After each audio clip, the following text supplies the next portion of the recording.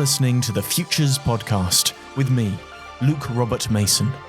On this episode, I speak to co-founder of Kickstarter and author Yancey Stickler. It's long been my theory that the post-internet innovation won't be like AR or AI or whatever, another technological revolution. I think the revolution after the internet is consciousness, is human consciousness, is the networked organism of all of us. And I don't mean that in a singularity kind of way. Yancey shared his insights into the dangers of financial maximization, why we should give greater consideration to our future selves, and how we can create a more abundant society.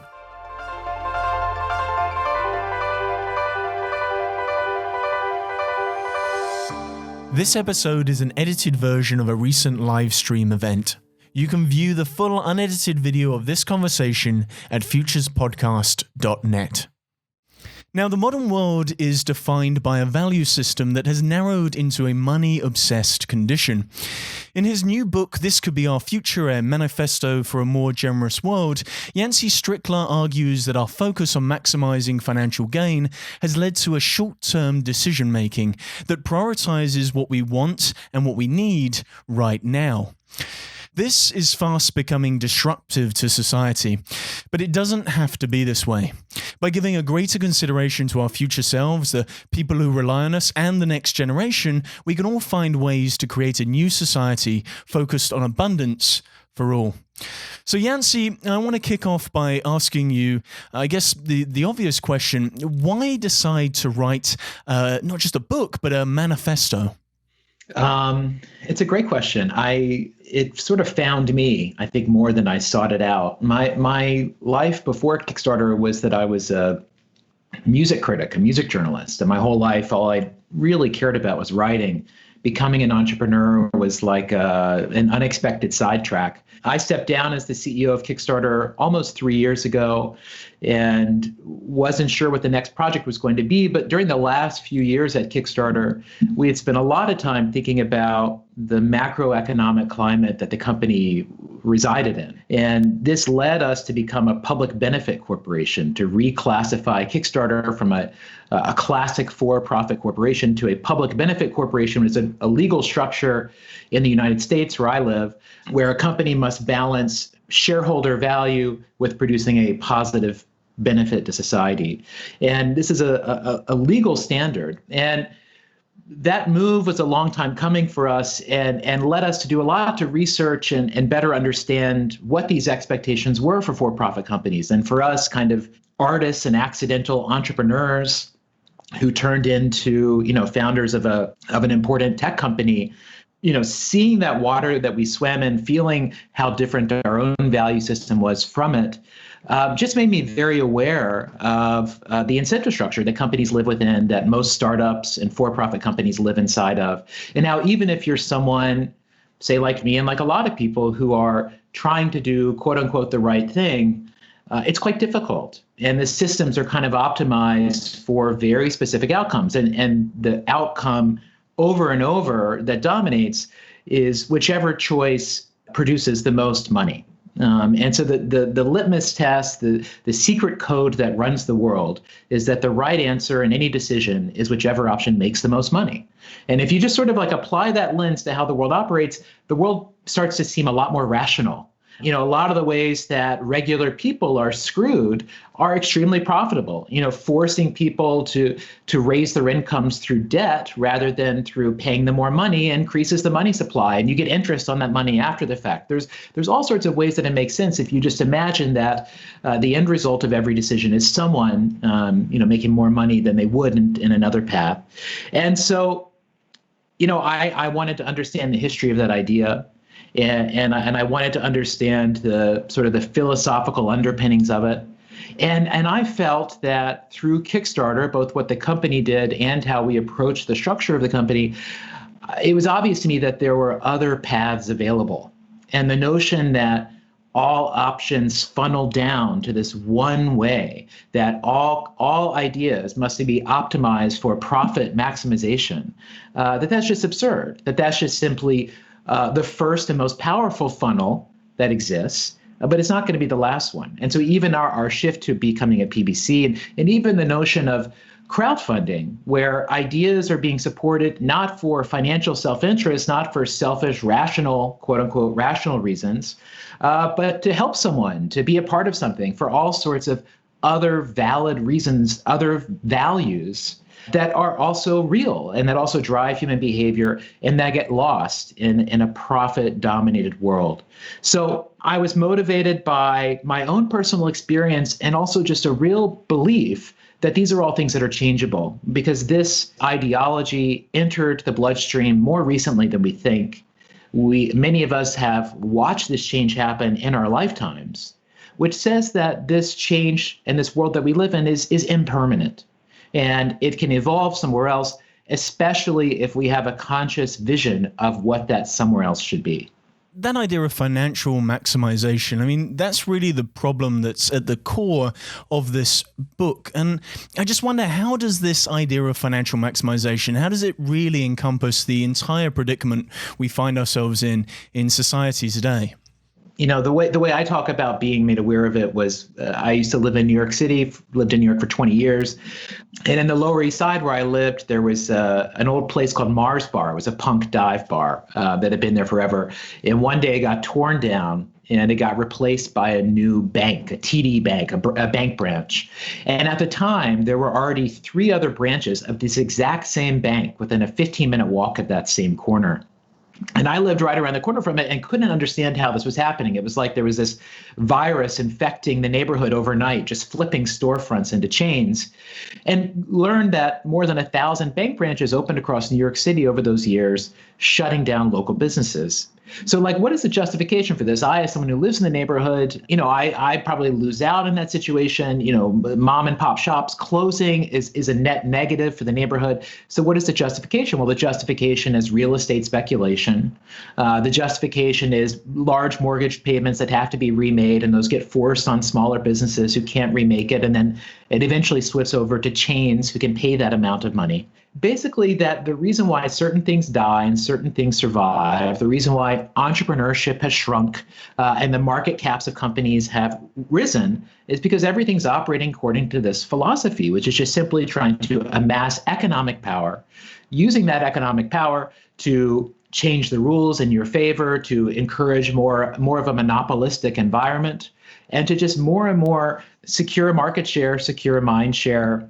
And in the book, I show how this is a process that really began in the early 1970s with the financialization of the economy. But you could see the cultural change. And that's what I think is really profound. I show a study that UCLA here in the United States has done for about 50 years, where every year they interview incoming college freshmen, so 18, 19-year-olds, and ask them about their goals in life. And one of the goals in life has to do with money, being well off financially. And in 1970, the percentage of college freshmen who said being rich was essential or very important was just 28%. The most important life goal that year, 1970, was to, quote, develop a meaningful philosophy on life, with 84% of college students saying that was essential or very important. The most recent year this study came out, in 2017, the percentage of college freshmen who said being rich was essential or very important was 82%. The percentage who said having a meaningful philosophy on life was less than half.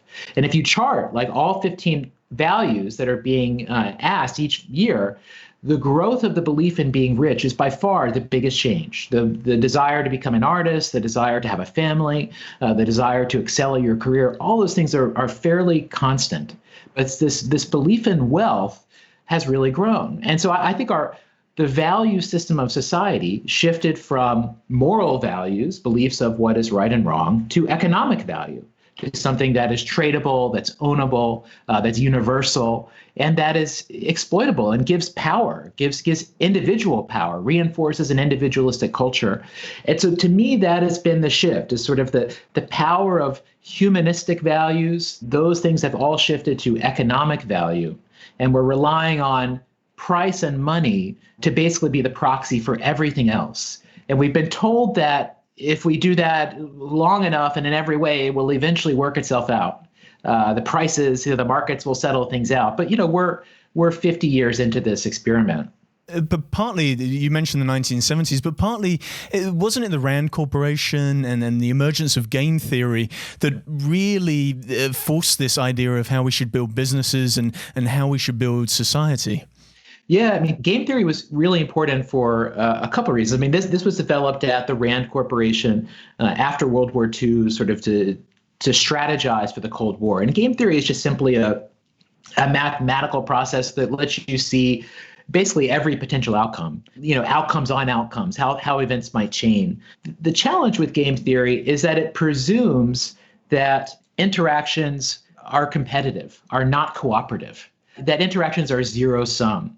And that basically what game theory nets out is that the rational desire for an individual in any sort of scenario is to maximize their personal self-interest. And this is where you get things like prisoner's dilemma, where you're taught that the rational choice for your self-interest is to rat out a friend because that's what satisfies your immediate needs.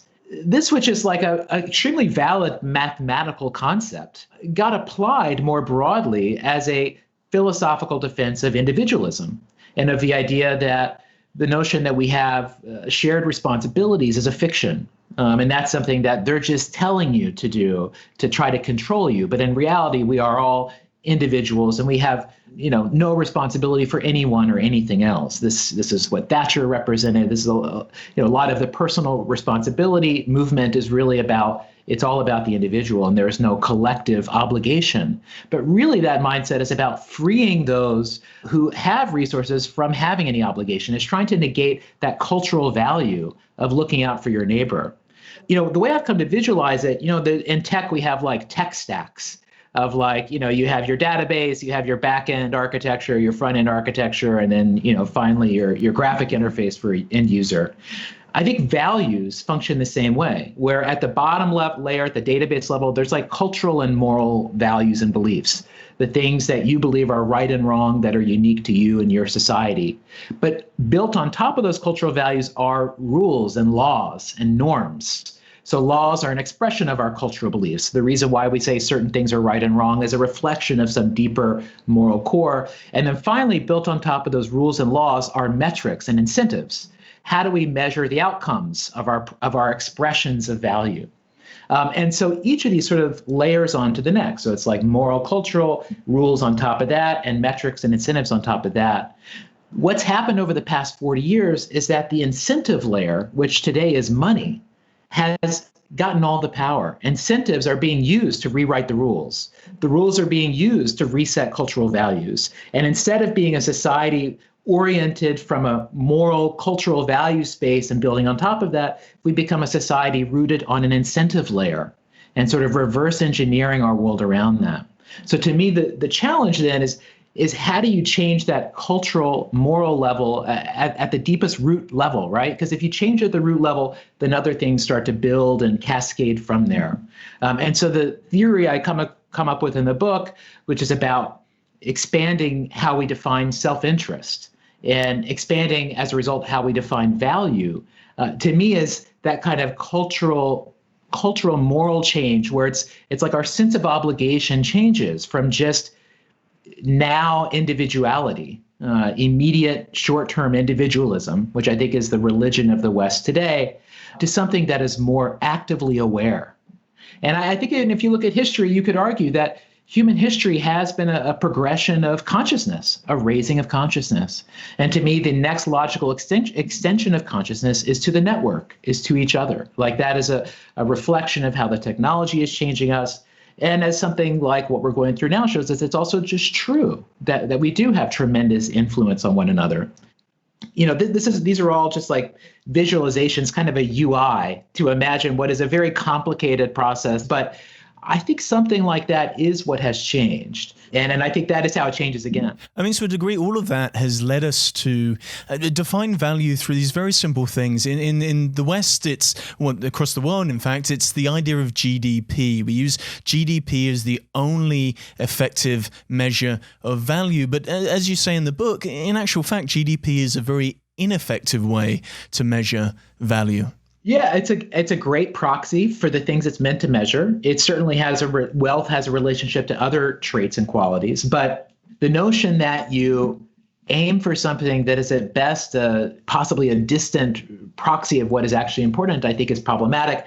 This is where you're seeing the paradigm shift beginning to happen with the New Zealand, Iceland, Finland, and Scotland all shifting to national governments oriented around well-being, human well-being, trying to numerically and mathematically define what that is, to define the spheres of well-being that the state must think about, the spheres that markets will think about. To me, that is like absolutely the right kind of change coming. Also, Amsterdam shifting to Kate Raworth's donut economics for how it's orienting its city government. All these are states led by women who are embracing what to me is a more actively aware, more holistic notion of value and of self. And it's to me, it's a progression, because it's not refuting the importance of GDP. It's not refuting the importance of wealth. It's yes-anding it. It's building on top of it, right? History is building on top of. History is not revolutions and ripping off the last thing and replacing with something new. Generally, we build on top of what's there. And so the reason why I think this progression of an expansion of self-interest and an expansion of value is the right kind of path is because it is still a progressive one. Like, we are still growing. We're just learning to grow different types of value rather than only financial value. So it's still letting us have that target to work towards.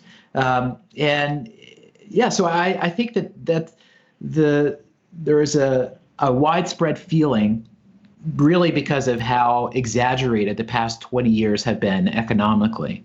There's a much stronger feeling that there's a need for a shift, that the anomalies of the system that we are in have added up for too long. And so you see people willing to take a chance.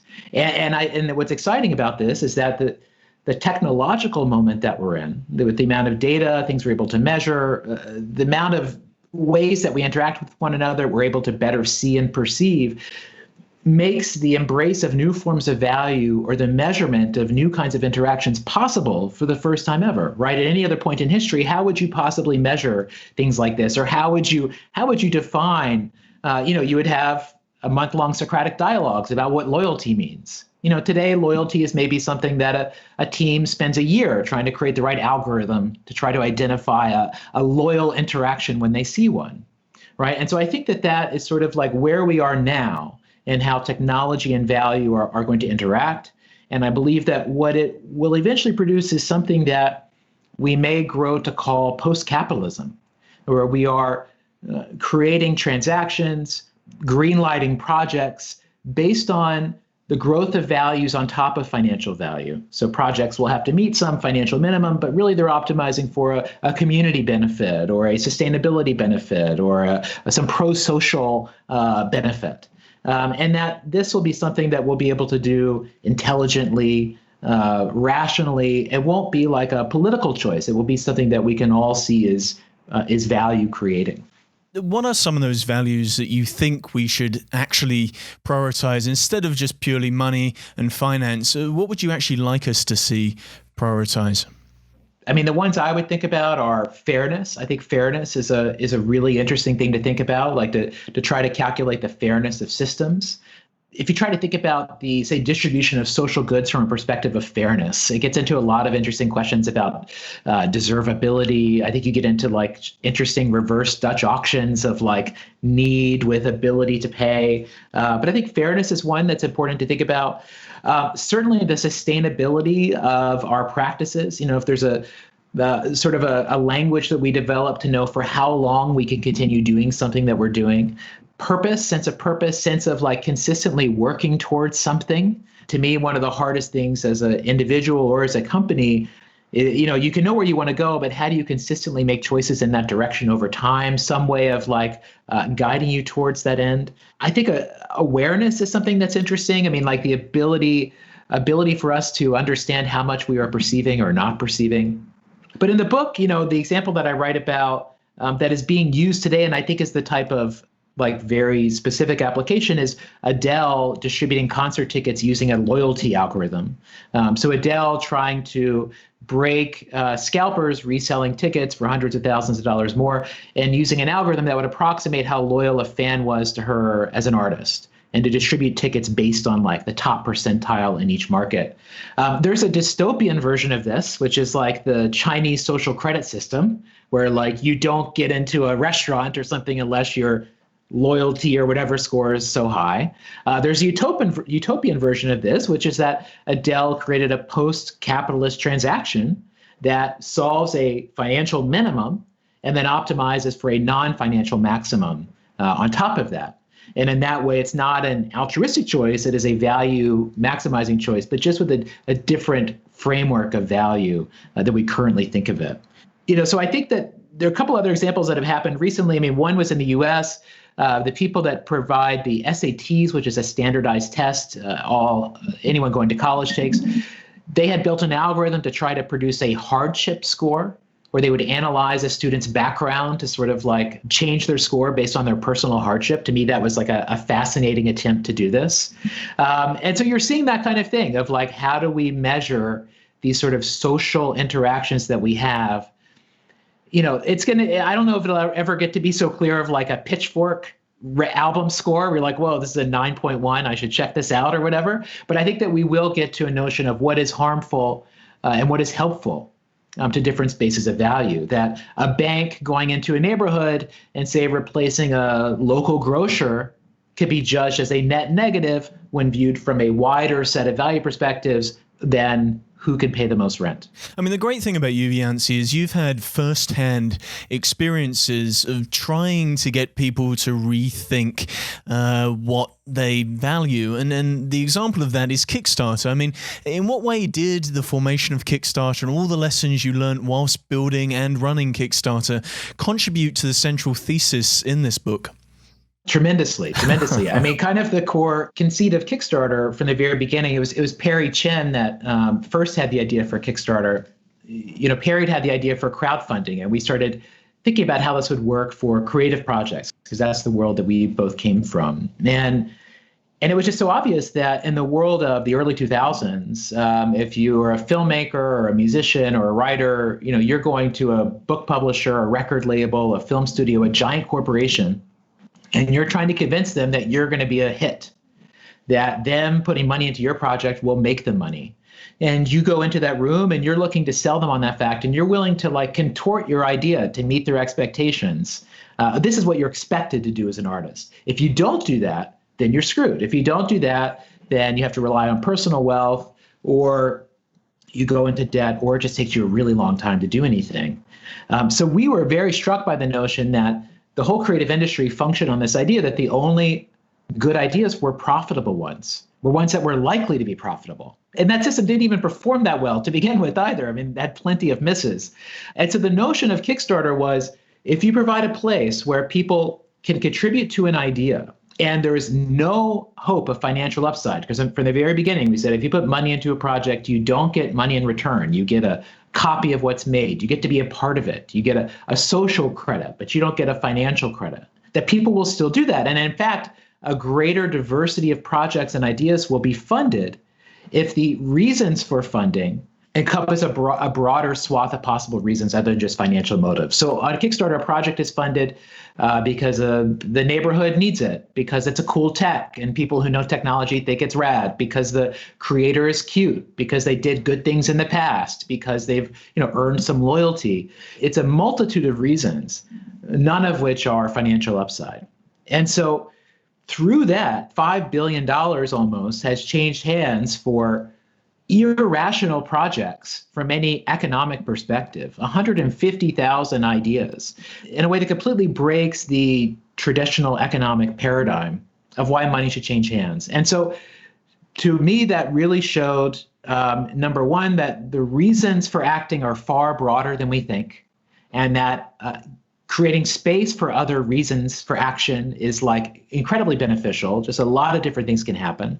And number two, the experience I had of watching the world react to Kickstarter and watching this idea become something that people really believed in was really eye-opening to me, because I kept waiting for like some group of suits and a clipboard to come by and knock on our door and just like check that we met all the standards for like changing things. I kept waiting for like the people in charge to say, all right, you're good. Here's your green stamp.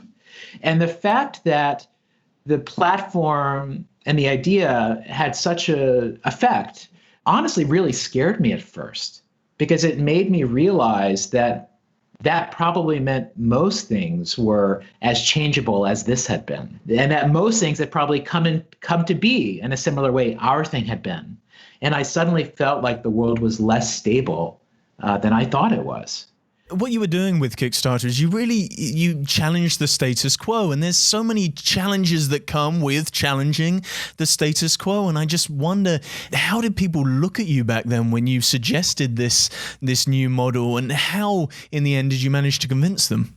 Well, creative people, artists, almost always got it. You would talk to someone who's an artist, you're like, listen, you can go straight to your fans instead of going to your label. And, artists would be immediately like, yeah, totally. Most of the first investors in Kickstarter were artists who we would pitch the idea, and then some of them had done well enough that they're like, whoa, do you want help doing this?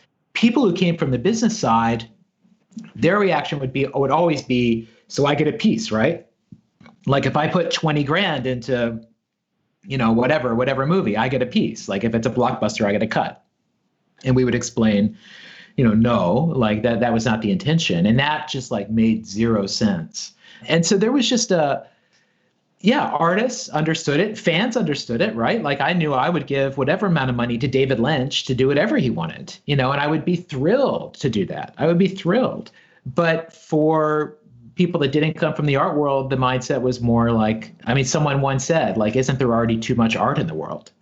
And so there is that kind of mindset. But, what was amazing is that once it was out in public, it didn't like immediately take off. It was like a slow build, but it was immediately validated by creative people looking at this and saying, yes, this is that thing I needed. This is the way I can do that project that's going to cost $6,000 to do. That like, no way am I going to like put that on my credit card. It's a lot of money. That's like 3 months rent. It's hard for me to do that, but I also think it would be awesome. I wish I could do it. Right. So there was it created this door where it ends up there. It always needed to be a door, but no one realized it. And there it just got very methodically validated. And once it was out in the public, no one was asking for that financial upside, right? Like that conversation disappeared. That conversation only existed with trying to get money from people who have money. And so it's those demands of those people that then inch their way into a startup and then inch their way down to a user that then create, predatory terms of use. It starts at such a high level. It starts at that moral, cultural level, right? And it just reaches all the way down and through. I have to think of the example of Oculus Rift and what happened when they sold to Facebook, because then that entire model was questioned. You were so successful in challenging the status quo, and then suddenly this Kickstarter-funded project gets bought by a large corporation like Facebook, and it feels like everybody has a little chip on their shoulder over the fact that they didn't get a cut over the billions of dollars that sold to Facebook. And what we began to see was us reverting back to those old value systems yet again. And I think in the US you had, and correct me if I'm wrong, you had something called regulation or Reg A, which was going to argue for the fact that people could put in small bits of money and get small bits of the company. So do you feel that was this sort of the old system pushing back on Kickstarter, that you were almost there with challenging the status quo, and yet the status quo challenged you? Yeah, it was hard. Oculus, when Oculus went up on Kickstarter, Palmer Luckey, the creator, he was literally a teenager in his garage. It was like a demo, and the video was just all these great gamer people being like, I just tried this, holy shit. It was awesome. And then he built the technology that lived up to that. Yeah, and then the Facebook acquisition was very challenging, right? It was challenging to the value system, and it was hard because we would never ask anyone to bind themselves to certain terms by using Kickstarter, because that's like even if those terms said you can't revert to the old game, because even if you set any restrictions, it is still kind of the old game. The opportunity there would have been for Oculus and Facebook to have found a way to acknowledge that, right? Where maybe you say, we get that legally this existed in a different kind of way, but we know that from a social perspective and the way that people feel about Oculus and how important this community has been to Oculus, we're going to try to do this other step. I mean, that was there for them. Knowing the Oculus founders, I'm sure that they would have liked for that to happen. But you're talking about Facebook and a giant public traded company. It's a clash of those value systems, right? And it shows you which value system is more powerful. It's the one that writes the checks that still ultimately has that power. But that's changing, right? Because it's a small thing, but I saw the video last week of the 17-year-old kid who's running the biggest COVID-19 website database thing, and the fact that he's refusing to put any ads up, right? There's still this don't sell out mindset that exists. That's certainly a part of Kickstarter's ethos and comes from our background in the music industry and the creative industries. But yeah, the Oculus moment was tough. There is equity crowdfunding in the US. There's a lot more of it in the UK, and it's been much more successful in the UK than the US. But generally here, the projects going out looking for money on those platforms tend to not be the most attractive kinds of investments. There's community-oriented projects I think are great, but I think the notion that this could be the great democratizer to where you could be the angel investor in Facebook, which is what people were sort of promising, I think that's unlikely to happen. And to me, more than just continuing to expand the application of the existing paradigm of how money should be used, which is money should be used to maximize more money, that instead the more interesting move is to justify the use of money for new reasons. So basically, to me, I think the pivot that's beginning to happen now, and we're seeing it with the funding into vaccine research, is to see investing financial resources into the production or growth of non-financial values is rational. And it's something that should be done. And that only using money to further create more money is a very limited notion of the use of a very useful tool. But yet we trapped ourselves to where the only good ideas, like the world of creative projects before Kickstarter, the only good ideas are ones that can beat the S&P annualized return, right? There's still that invisible litmus test. That's why PPE material wasn't being made fast enough, right? It just wasn't quite profitable enough. So you need these other value systems, you need these other orientations to drive behavior that just that profit orientation isn't going to speak to. Do you think in that case it's sometimes less about challenging our definition of value and instead challenging our definition of success? Because in so many ways, success is very much tied to financial wealth and gaining financial resources. So do you think we should start with how we look at success in the world before we start looking at value? I think those things are very tied because I think that behavior role models do a tremendous amount to shift behavior. I feel like I watched, it's a minor moment, but I feel like I watched as the cultural role model moved from Julian Casablancas of the Strokes to Mark Zuckerberg, right? There was this moment where it's the height of culture is to be a creative person who doesn't give a fuck, right? That's the Strokes. And then the height of culture becomes to be a business person who doesn't give a fuck, but who also makes lots and lots of money. So I think that these role models do a lot. They sort of draw a bullseye on the board. If I look at the growth of the belief in being wealthy, I think you see a shift in those cultural values. But I think that is changing, right? In that same UCLA poll over the last few years, there's been an emerging answer, which is of what's important, and that's to, quote, be a values entrepreneur, which is their term they use for someone who's just trying to shift values through, whether that's through activism or starting a nonprofit or whatever it is that they want to do. But that is something that is starting to enter the scene. I think that success equaling being rich is a loud message that exists in the world today. I think the more apt message is success equals probably secure and self-coherent, secure and living in integrity with who you are and where you are in life. It is possible for all of us to achieve that. And that there is a sort of us chasing this moving target of reaching a level of financial satisfaction, which will never happen in the way that we want it to. That's a dead end street, right? That leads nowhere. Even for the richest person in the world, they look at their money as all this money still needs to earn at least 10% this year, right? This money doesn't count. It's all still about the compounding yet to come.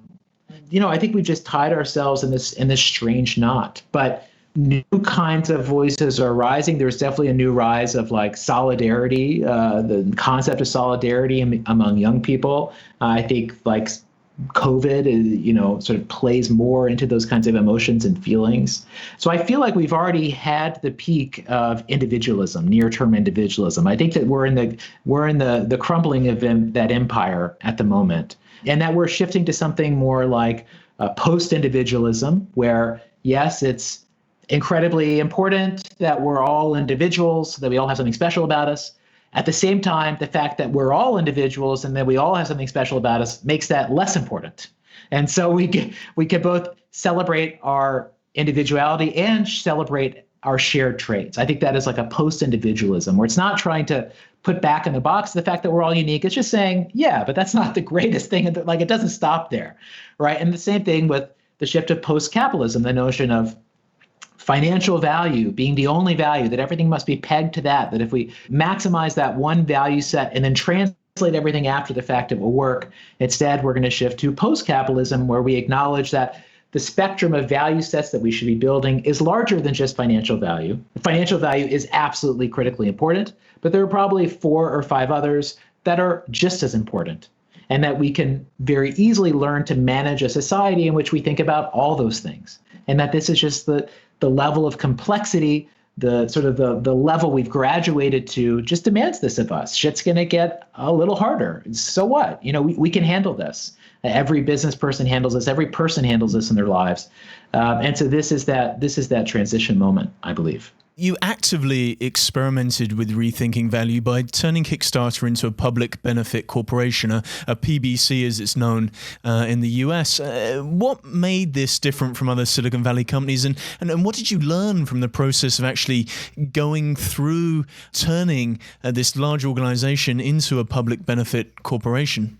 Well, we've always been purpose-driven. Like we'd always said from the beginning, we don't want to sell out. We don't want to try to go public. Like the Kickstarter success is it being meaningful to the creative community over the long term. And so that was always there. But as a for-profit company, the legal expectation is that we would be maximizing shareholder value. And as our lawyer would remind us from time to time, the fact that we spoke so loudly about the fact that we didn't do that put us at some theoretical risk. And in fact, if Kickstarter survived to such a day that, say, us as co-founders are no longer alive and someone else is running the company, then the company can be however shitty that person wants it to be. There's nothing actually limiting them from doing that. And in fact, the shareholders at that point in time could say, hey, you must fire everybody and maximize profits right now. And so to protect ourselves from that, we really needed to put ourselves in a category that truly represented who and what we are. And so this is when we learned of the public benefit corporation designation, which just happened in 2013. We learned about it after Patagonia made this change.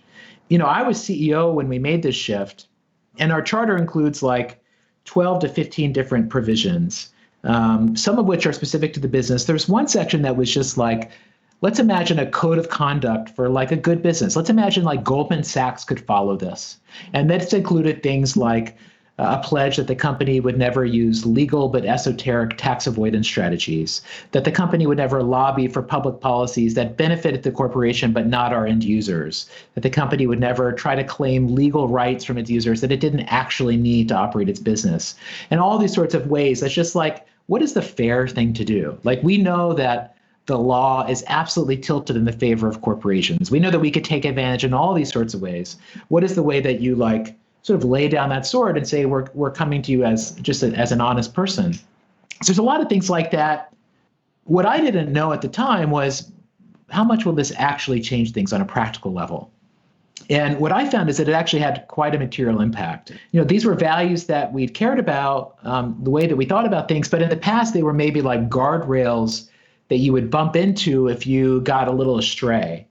But instead, as a PBC, when they were like in a charter of our legally held responsibilities, they felt more like things I was compelled to do, that we must do on a daily basis. It's not just like, don't break this. It's like actually like express this, manifest this. And so the way that we thought about our responsibilities as a company changed. We became much more activist. We'd always been activisty, became even more so. We did things like create the Creative Independent, which is a completely non-revenue producing project, but that elevates the voice of creative people, and just tried to sort of live up to this larger value set and try to imagine our responsibility in a bigger way. Kickstarter has seen nothing but benefit from that. Nothing but benefit from that. It's a strong signal that you're not a Silicon Valley company to the market for the people that it's most important to Kickstarter, the creator community, the backer community. It lets those people know that we're not trying to like get rich on their backs, like kind of who you're dealing with here. And my personal belief is that there's about 5,000 PBCs in America at this point, I believe. I don't know that the PBC model itself is going to grow, but I think the PBC mindset and expectations are going to do a reverse takeover of C Corps. I think eventually every company in America is going to function in this way. It's going to happen from market pressure. It's going to happen to try to appeal to a certain workforce, to a certain clientele and customer base. But I think there is a race to the top that's happening there that is going to put these sorts of non-financial responsibilities, non-financial values more and more into the hands of corporations in a way that is going to kind of be what people have been agitating for, like capitalism to take more responsibility on the one hand. On the other hand, it might end up resulting in companies having even more power, which is why, say, the bailouts, the stimuluses that have been happening here in the US, jobs are being destroyed by the millions, stocks are going up by the billions. And it's because the changes that are happening now are just simply reinforcing that same power structure. Companies are getting stronger and stronger and stronger. Like that's the macro game of this era, of the Trump era. It's just companies are getting stronger. The state and other institutions are getting weaker. That is why the stock market goes up. Companies are going to be taking on more and more of that responsibility. It's going to get weird. We might get to like Procter and Gamble sponsoring housewives around the world and like paying them a UBI. Like to be ambassadors, right? Like I can imagine a world where companies are providing UBIs to their most loyal customers as a way to create brand power. I think the level of weirdness that we're going to head to in terms of who steps up, especially when states fail to step up on these new frontier values, is really going to reorient how we think about responsibility. I think it's going to get strange. Do you really think the UBI, or Universal Basic Income, is a solution? Or does that just feel like another byproduct of financial maximization? Or would it be better to talk about things like universal basic services? My instinct has been to think that the notion of the UBI is like very much a solution of this financial maximization age, where the answer to a problem is just to give away money. It's just like it's like when the whole world is honey, the answer is honey, right? So I think there's a little bit of it's a reflection of this time. I think of it as like, can we guarantee everyone's now me? Can we guarantee everyone the bottom two rungs of Maslow's hierarchy? I think most society, European societies tend to do that. You provide for physical safety through laws and police. That's in every society. In Europe, you also provide healthcare. So you provide for that kind of physical safety. But I think that to me, it's more that how can we answer people's now me needs in a way that people can lift their sights higher, where people can think more about a purpose in life, can think more about their obligations to each other, can think more about the world their children are going to step into. And I do think that's hard if those bottom rungs of your Maslow's hierarchy are empty, right? It's hard to move forward beyond that. So I understand UBI as like, how do we guarantee that kind of security to everybody? And I get the simplicity of that. My instinct is that the answer is more like services than cash. But I root for everyone. I root for a solution. Funny thing is, in the book, you actually look at models for individuals, how individuals can change their value set. And oddly enough, the way in which you can change your value set is tied to Japanese lunch. It's called bentoism. Could you explain what bentoism is and how that changes our relationship with things like the future me and the now me? I was like pulling on this thread of our self-interest being too limited. Like we think of our self-interest as like this game theory, now me, that's all that really matters. And one day in my notebook, I was doodling and I drew like a hockey stick graph, a chart of a line going up and to the right. Wherever your self-interest is, it's growing so fast, the line goes up and to the right. Suddenly I was looking at this and had this thought of like, don't both these axes on this graph keep going? Like the x-axis measuring time, it extends far out from now into the future. And the y-axis measuring your self-interest, money, power, fame, whatever, it also keeps growing. And I thought as our self-interest grows, it grows in its dimensionality. It goes from me to us. The more self-interest you have, the more responsibility you have. Like the difference between being single and having a family is huge, or being a worker or being an entrepreneur is huge.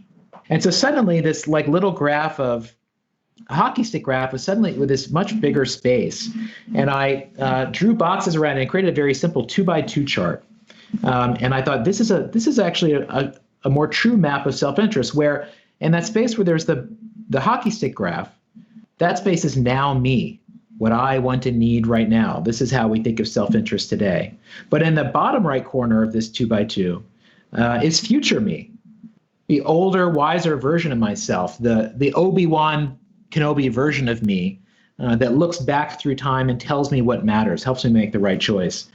In the top left, there's now us, my family, my friends, whatever my responsibilities are, those people. And in the top right corner is future us, my kids or everybody else's kids.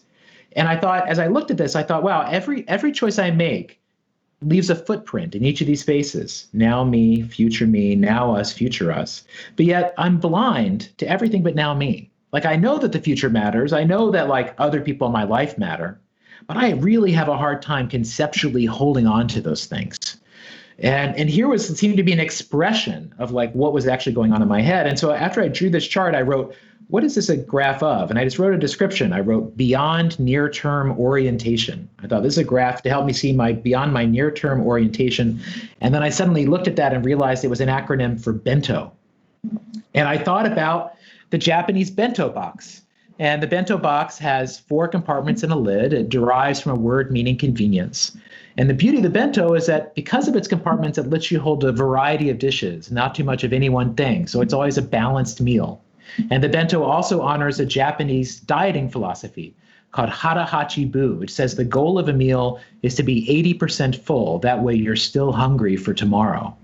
So I thought, what I've drawn here, it's a bento for my choices and my self-interest. It's a way for me to not just gorge myself on now me, but for me to really keep in mind the now us of my family, my responsibilities to other people, my future me, who I really want to become in life, my ultimate potential, and then future us, like what's the world that's going to be left after I'm gone.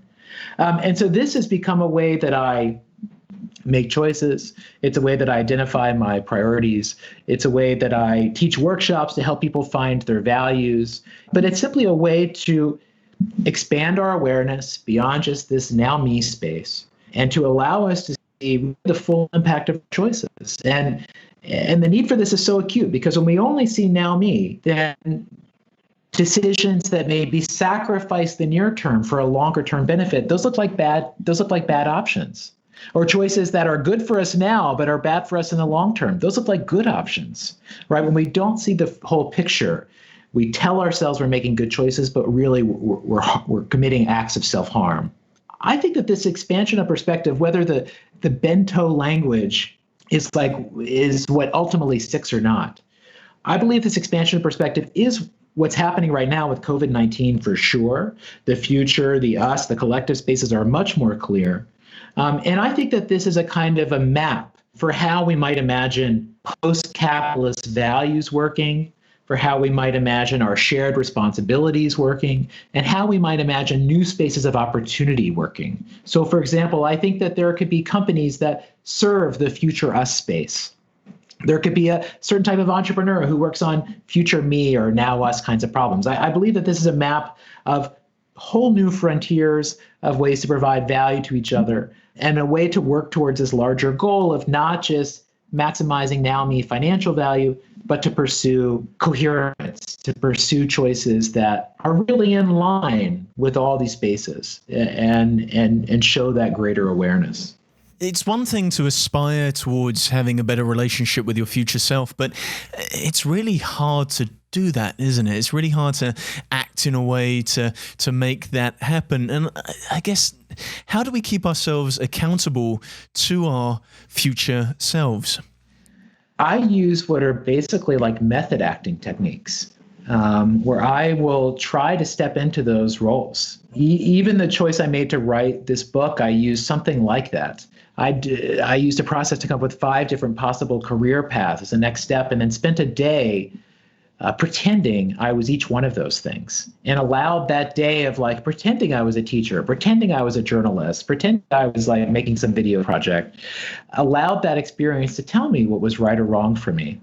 And so for me, like stepping into my future me space, stepping into all these spaces is something I do on a weekly basis. So I have like a weekly practice where I basically journal and try to step into these spaces, picture my now us, picture my future us, picture my future me, which I really do picture Obi-Wan. I really do picture like the hologram Obi-Wan. And I try to be quiet and almost meditate with those spaces. And just they tell me what's important. Like my now us, I'll reflect, okay, now us, what do you say matters? And my now us will say, hey, you and your wife haven't had like a date time together in a week, like plan something, or call these friends, or, think of this way that you could be more giving. And these are things that my system 1 thinking brain, my passive reactive brain isn't thinking about. That part of my mind is just thinking like self-promote, whatever, go get what's mine, just selfish shit, like very, very selfish stuff. And so I just get used to engaging with these things. And now these voices are more natural to me. I will default to selfish now me thinking. I don't want to. I aspire to more than that. I don't always do that. But it's hard to not always do, the moments where it's hard to not do that. And so to me, something like the bento framework is like a mental scaffolding. It's like a tool of love that's just saying, hey, here's the stuff that's hard to keep in mind, but is extremely important. And here's a way to force you to do that. Here's a muscle memory. And also here is possibly a map towards greater meaning, greater coherence in your life, greater opportunity. Here's what's to look for beyond the now me of survival. It's simply making you aware of what you actually think. And that's meaningful, because when you know what you actually think, then you can act according to what you actually believe, and your choices likely change. Yancey, it would be irresponsible of me not to mention the elephant in the room, which is the current crisis. And I just wonder how COVID-19 is changing our ways in which we're acting. Are you seeing more people acting for now me, or are you hopeful that we're going to start acting for things like future us? This is a total now us, future us space. Normally when I do my bento, I start with now me because that's the thing that's the most obvious to me. But that week, when I looked at now me, I had no idea. What did I want? I had no clue. But when I saw now us, I instantly knew. I have a 4-year-old. I'm a homeschool teacher for half a day now. I instantly knew, now us, like I know absolutely what my responsibilities are. And in that moment, I realized, whoa, my entire orientation has shifted, right? I'm very us oriented now. I'm only as safe as my neighbor and my neighbor's neighbor. And suddenly it's like I see the world very differently. I think that's likely to stay for a while. There is the weird thing of the hyper isolation that kind of balances that out. But I feel like the fact that we exist beyond now me, that the future is real and coming, we could see that as we see like we're 10 days behind Italy sort of ideas, as the crisis was first happening. But we can also just sort of see that collective space, especially here in the US, where we provide very few collective services. The lack of healthcare is going to be more and more of an issue. The best thing that's happening out of it, I think the global pause is fantastic in many ways, but I'm excited by like the internet, the network, really stepping into its own even more. There's a kind of a collective consciousness that has been becoming gradually digitized, but is now becoming much more alive, to where so many minds are collaborating on the same problem set.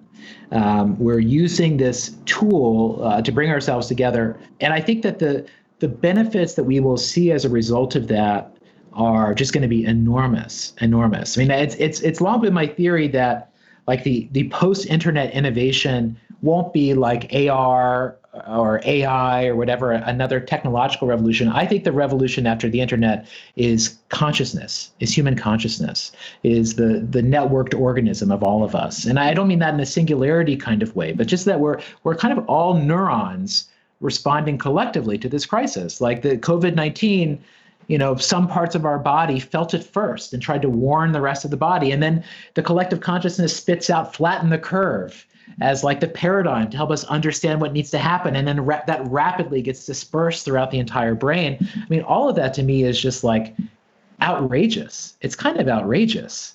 And so I feel a sense of awe at that and believe in its power. And I can imagine a universe, say, where Donald Trump is not the president of the United States, where this is like the scientific Olympics of like the entire world coming together, this amazing moment of cohesion.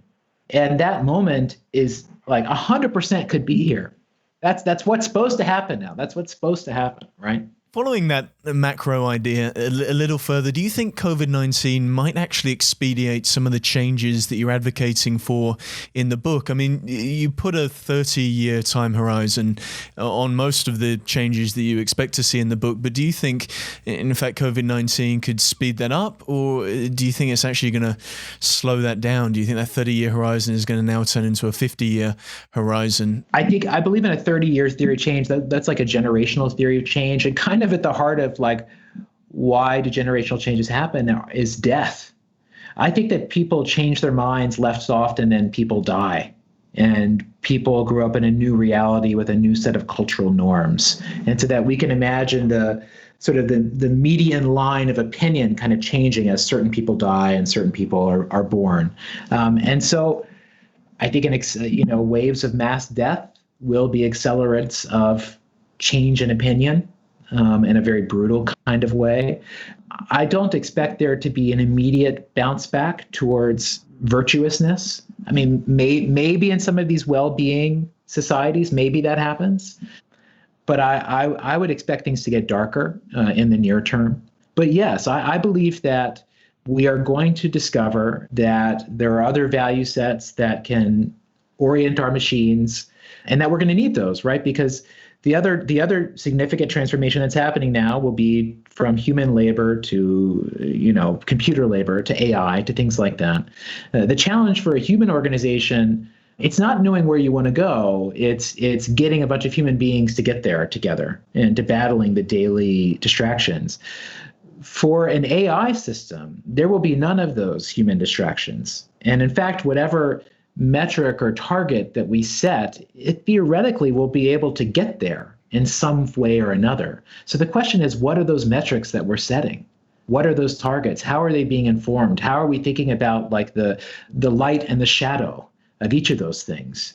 And so to me, the importance of metrics and the importance of defining the values that we want to be optimizing for, that we want to prioritize, I think it's just going to become more and more important, because they're going to be meaningfully running our institutions and our systems. And if we allow those systems to operate according to the value sets that we run today, then we're going to have systems that optimize for money, power, and attention. That's going to be the big three, right? There's not going to be anything else that's going to have room for that. And so I think that's, like, I look at that as the kind of leverage point. I mean, I love the Danilo Meadows essay about the points of leverage in a system. And it's like the values layer is what other things are built upon.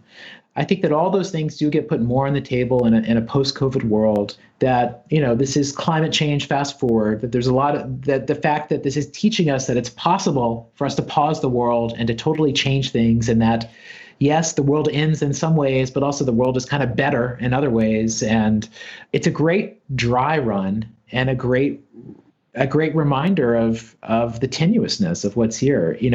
I say all that while fearing it and not taking it lightly by any stretch.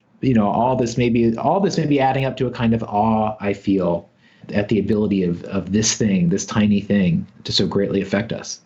We have a question from YouTube from Ian Forrester, who's asked you, Yancey, what's your dream post-capitalism for humankind? I keep coming to this idea of coherence, but I feel like the challenge of the modern world is that we end up self-compromising a lot to provide financial stability for ourselves. And that systems on a macro level create a lot of instability and a lot of corruption to try to maximize for their own financial self-interest.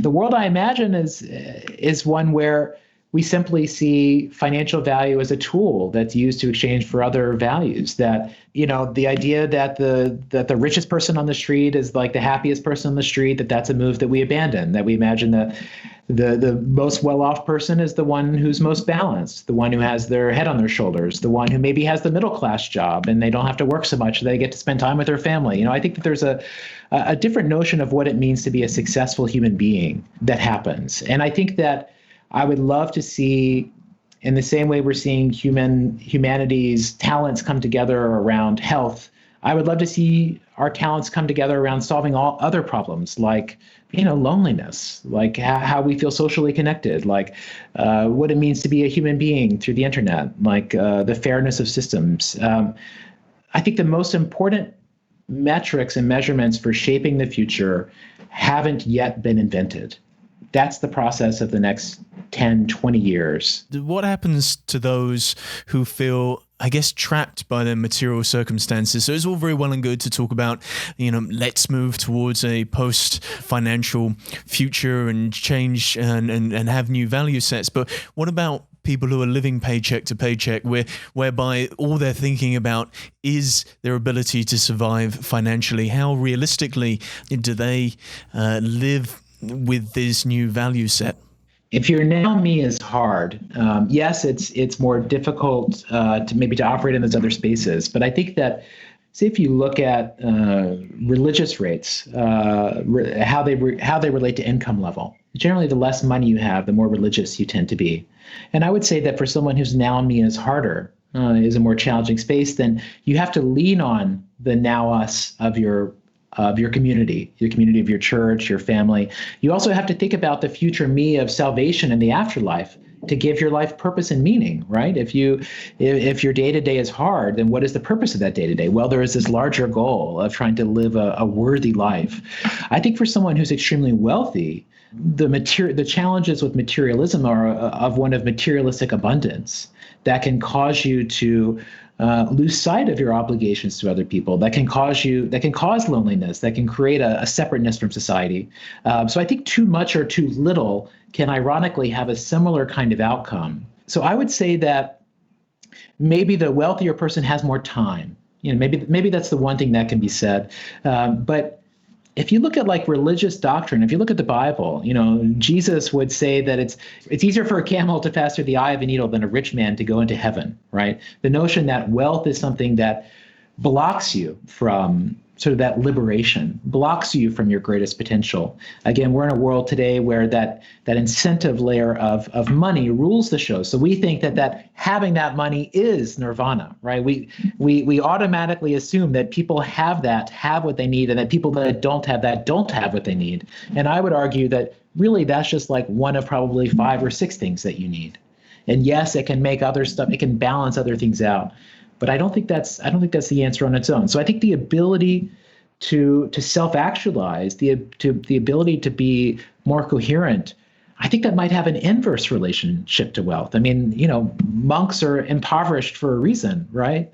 So I think that we're maybe a little bit trapped in the orthodoxy of today and assuming who this may be valuable for. And another question that follows on from the idea of the orthodoxy of today is from James Poxon on YouTube, who asks, in what way do you feel that cultures are built on historical precedent? And really the core of his question is, do you see any preferable value systems from our past that perhaps we should re-embrace that allows you to achieve some of the things that you're talking about, either from the past or from other cultures? Yeah, totally. I love that question because I think that we are kind of running on a 17th or 18th century playbook of, values and utilitarianism. And, it's amazing how deeply that stuff runs.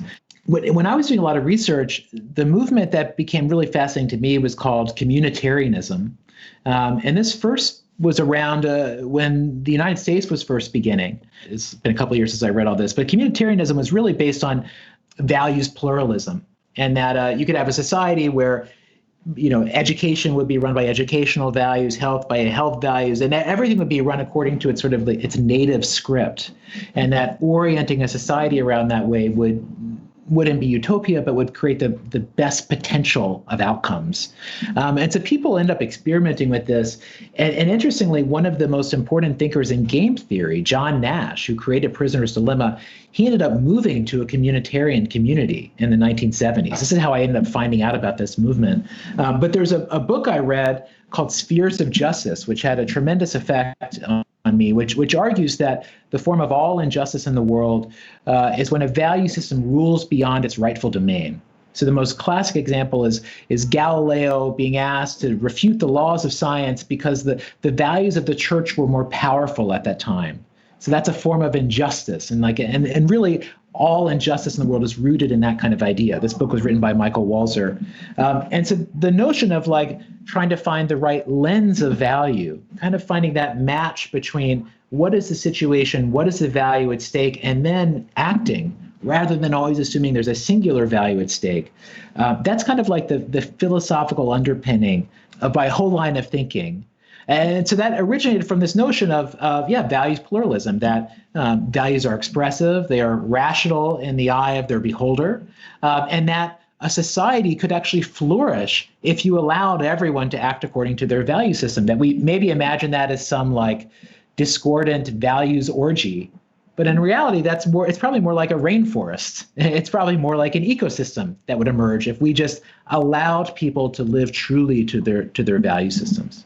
We have another question from YouTube, this time from Kate Hammer, and she's asking, what do you think matters most that also evades measurement? So it's great to talk about these new value systems, but if we can't measure that, how do we even identify it as a value? Yeah, kind of the way I come at metrics and measurement being so important is not that I want that to happen. The idea that measuring things removes the love and magic from them, I emotionally buy into that.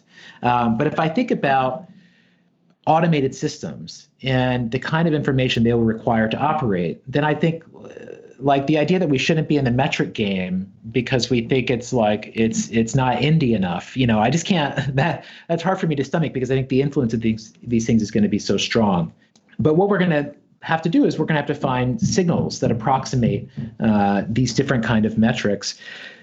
We can look at examples of how industries change as a result of new metrics being added. So if you think about food where, say, calories are being forced to be displayed, we've put ourselves into this interesting dual metric decision-making process of price and calories together that I still think we don't know quite the language of how to do that. But here we see this shift from a monolithic value system to now sort of something more like a values pluralistic system. You can even see it in sports where, say, data analysis has been used to completely re-engineer how teams play because they've shown that previous strategies produced less desired outcomes than different kinds of strategies. So I think that if I imagine how these new kinds of values might be accepted, it's not from every CEO getting woke in the same way. It is from these values being rationally expressed. It is from these being demonstrated as producing better outcomes that we all agree upon. Because that's the world where you get someone who disagrees with this politically to actually take this up and apply this in their business. Because if we're just trying to speak on this cultural value woke space, you're only going to talk to the choir. The importance of this, the meaning of this, the goal of this should be that this is not the new indie hit that lets people feel superior to another group of people. But no, this is the fucking mainstream. This is the game. This is what success is. This is obvious. And so how do you work to that reality? And to me, that's where you get to global scale of change. And it seems to me that anything less than that is what are we even doing here? I want to ask you another question about our current state and the pandemic that we're dealing with, a lot of people will look to you and look to Kickstarter as freelancers and as creatives. And what is your advice, Yancey, for those sorts of individuals during this very difficult time? Cut costs. I mean, it's just, you got to live as light as you can. I have my own versions of these things, right? Where, I had a compartmentalization of life, of having a child, having a work self, all these other selves. Now they're all just piled on top of each other. It's just cacophony. Trying to pull out my now me, my future me, the part of me that's creative, that's working on projects, getting that person to focus has been difficult. To do that, I ended up doing an exercise to step into my future me self, where I imagined, okay, it's a year and a half from now. The last of the lockdowns is over. The vaccine's done. We're out. Let's imagine you feel especially proud of what you did during that time. Well, then what did you do? What are those 3 things that you did? And when I went through that process, in addition to my family obligations, I focused in on completing a single long-term project. That the idea that I would just be grinding on something sort of bit by bit each day, that I thought that would be the right kind of creative output for me. But so knowing that means, like, I have to change the cost structure of my life. I have to sort of have this thought of, what if income is not anything like what I expect it to be for the next year? And then to give myself meaning, to let myself still feel motivated, I'm trying to set this target of like a project that I'm completing bit by bit along the way. People are going to launch Kickstarters, Patreons, things like that to make up the gaps in their, the economic gaps that they face. Some of those will do well. I think some will be harder because not a lot of people feel that secure right now. So it's really, really tough. I guess my final question then is how do we become active advocates for this new way of thinking about value? What must we do as individuals, I guess, to force a change to the political economy? I think it does start with individuals becoming more aware, developing that active awareness, having this kind of language of a dimensionality of self-interest, not viewing the economic choice as always being the right choice, being able to voice that in a meeting, being able to gradually shift the culture of your company in that kind of way. I believe that there is a groundswell in a direction it's against the excesses of capital, right? There's sort of an anti-groundswell that's happening that I think will only grow. I think the fuse has been lit, and what we're going through right now is just going to only exacerbate it. But the question is, what do we step into? If not what we have now, then what? And how can we have a vision that's not destructive? And so to me, the constructive vision is, we're owning the spaces where we have impact. We're owning our future impact. We're trying to be very conscious of how we affect one another.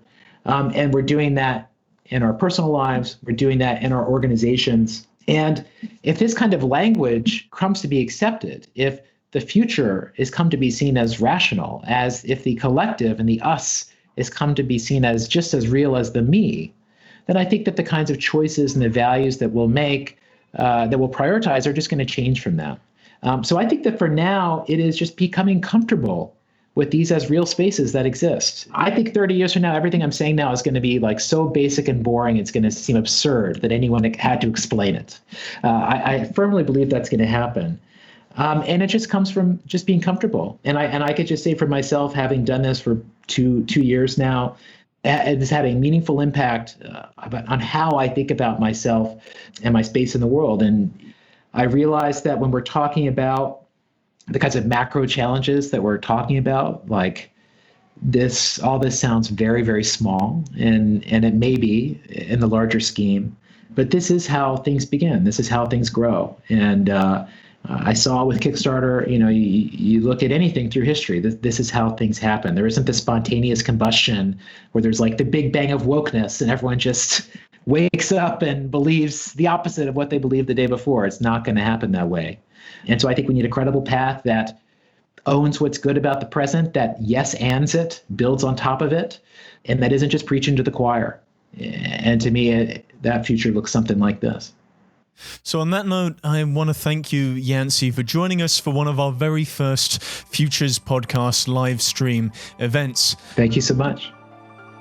Thank you to Yancey for sharing his thoughts on how to create a more generous world.